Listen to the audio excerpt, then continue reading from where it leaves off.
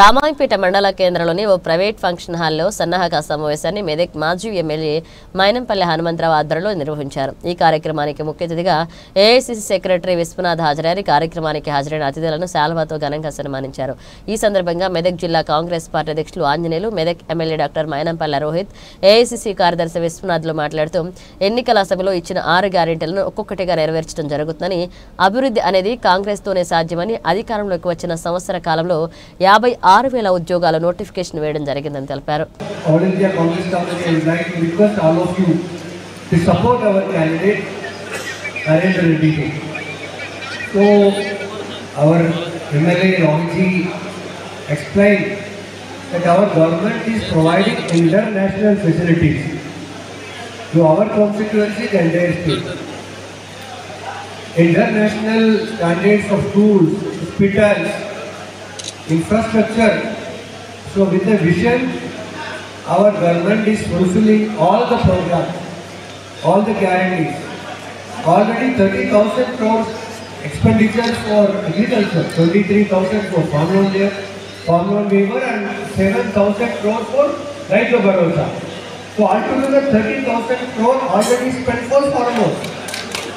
Then this 200 unit electricity free.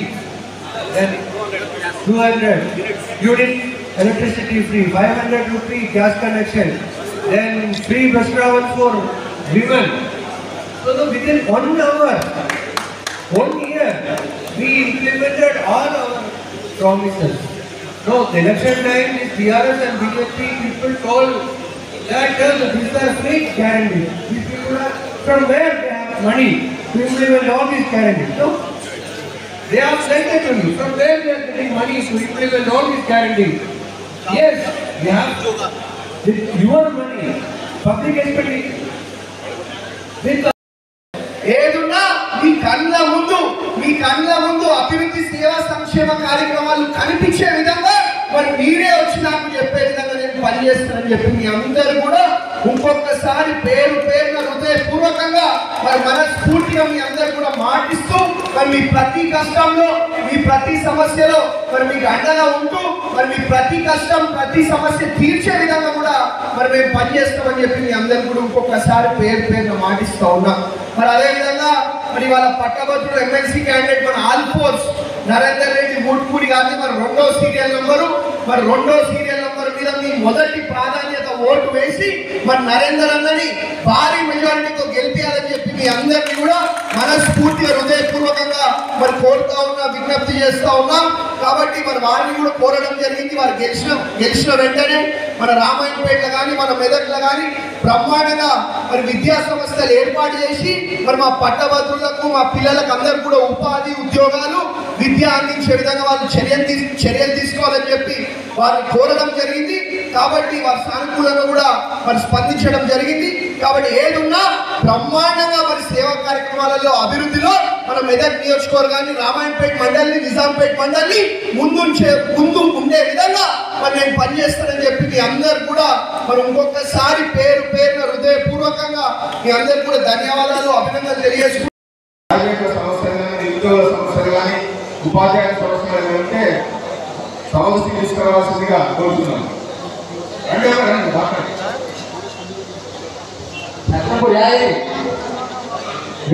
మన నిరుద్యోగ సమస్య కావచ్చు, కరెంట్ సమస్యలు కావచ్చు, ఏమైనా కూడా స్వచ్ఛందంగా మీరు మాట్లాడవలసిందిగా, ఫ్రీగా మాట్లాడాల్సిందిగా కోరుతున్నాను. ఇప్పుడు నా సోదరుడు ఎన్ఎస్ఏ యూత్ కాంగ్రెస్ ద్వారా ఆర్గనైజేషన్ ద్వారా జిల్లా కాంగ్రెస్ కమిటీ అధ్యక్షుడైన ఆంజనేయులు గెలిపించాలని కోరుతున్నాం. మీకు ఇంకొక విషయం కూడా చెప్పదలుచుకున్నాను. రేవంత్ అన్న ఏ విధంగా అయితే తెలంగాణ ప్రాంతంలో కాంగ్రెస్ పార్టీ బతకాలనుకుందో అదే విధంగా మన మెదక్ జిల్లాలో, ఉమ్మడి జిల్లాలో ఈరోజు కాంగ్రెస్ పార్టీ బతకడానికి హనుమంతనే కారణం. ఈరోజు వారు తిరుపతిలో ఒకసారి చెప్పడం చేసి అధికార పార్టీ విడిచిపెట్టి ఏమి లేకపోయినా సరే నైతిక విలువలు కట్టుబడి వారి తర్వాత వారి ఈరోజు ఉండి మన జిల్లా కోసానికి అత్యధిక నిధులు తీసుకొచ్చి నేను దగ్గరికి వెళ్ళి చూసే వ్యక్తిగా చెప్తున్నా. నేనైతే దేవుడు అంట.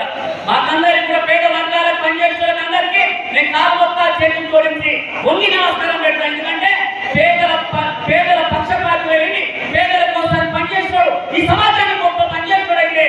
అవసరమని చెప్పి మేము కోరుకున్నంత నేనతో మీరు కూడా ఒకరు అనుకుంటా.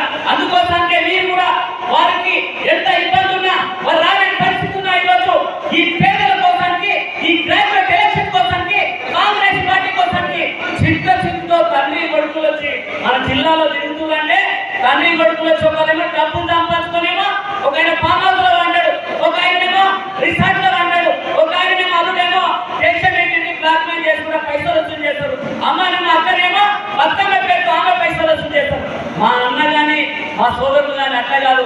మీకోసానికి ఇక్కడ రూపాయికి ఇక్కడ దొరికితే ఆ రూపాయికి 1000 రూపాయలు వేసి ఖర్చు పెట్టి ఈ ప్రాంత అభివృద్ధి కోసానికి పనిచేసే మహానాయకుడు మహానేత మా అన్నందన్న. వారికి కూడా నేను చూసిన ఈ మధ్య